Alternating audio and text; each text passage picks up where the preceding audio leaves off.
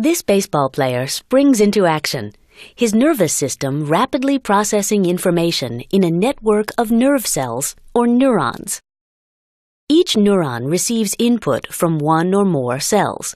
In response, the neuron may generate an electrical signal known as an action potential that travels down the length of the axon. Let's take a closer look at the plasma membrane of an axon.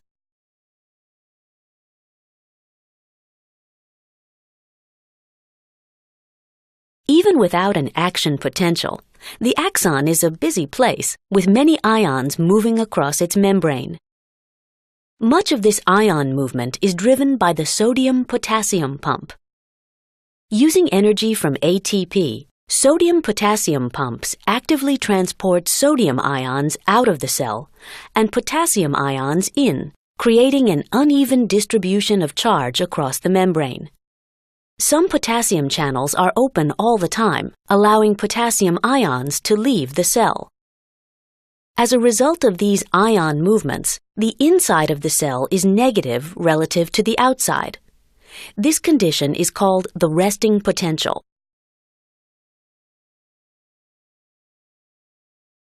The membrane of an axon is also packed with gated ion channels that open and close during an action potential.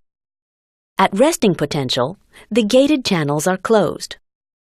If a stimulus changes the distribution of charge across the membrane sufficiently, the gated sodium channels open. Movement of sodium ions across the membrane makes the inside of the cell more positive.